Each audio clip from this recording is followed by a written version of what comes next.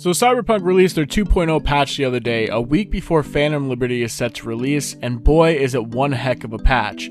Total talent tree overhauls, endings, new iconic weapons, optimizations, item overhauls. I mean, they pretty much changed the entire game if I'm being honest, and it's pretty darn good. One of the biggest new features for 2.0 Cyberpunk is vehicle combat, the ability to shoot out of vehicles or drive by slash a couple baddies with your katana on your bikes. In addition to this, there are now guns and rocket mods for vehicles, and I'm going to show you how to get a brand new free car suited up with some machine guns. On the northeastern part of the map, you can see where my white marker is. This is where you want to be, roughly.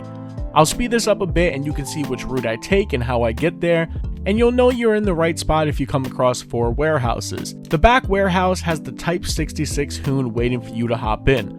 Once you get close to the Hoon, Johnny says hello and tells you to hop in. The car is locked, but don't worry, the keys are nearby. If you look at the back bumper and turn around, there's going to be a small debris pile. Head over to it and look under it. There should be a lootable crate that should have a gun, some money, and most importantly, a set of car keys. As soon as you pick up the car keys, the car is unlocked and ready for you to hop in and claim.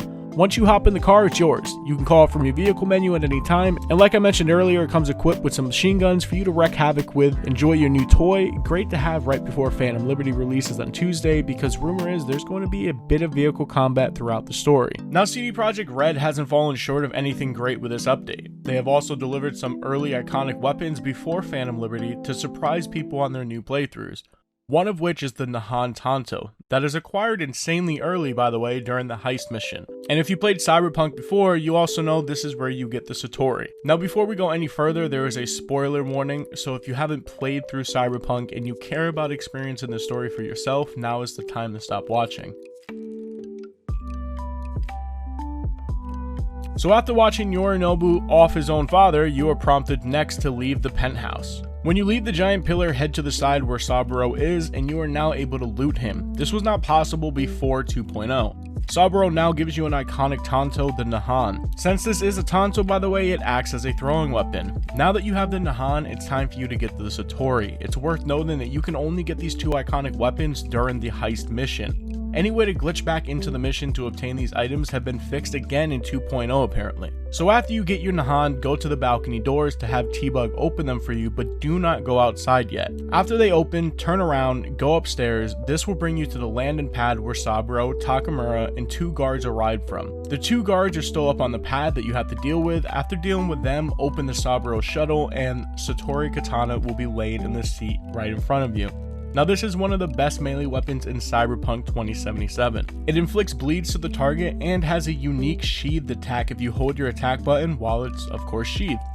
Now, the Nehan and Satori combo together, meaning if you inflict a bleed with either weapon and attack with the partnering weapon, it will hemorrhage your target, sapping life from the enemy and regenerating yours. The Nehan, however, can only apply the bleed effect if you throw it, while Satori is of course when you attack your target, you have a chance to inflict the bleed.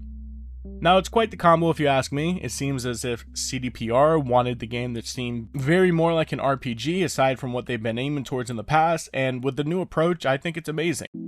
So think of the 2 here as a set bonus. Now, I also want to share the location of how to obtain the Errata, which is the long-awaited Thermal Katana. Funny thing is, this item was already in the files, but was never actually obtainable. Some say it was bugged, and some say the devs had more on their plate and never finished implementing the final item.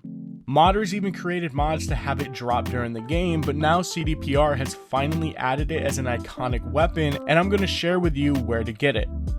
So during the storyline, you are tasked with finding and saving Evelyn on the main story quest Disaster Piece.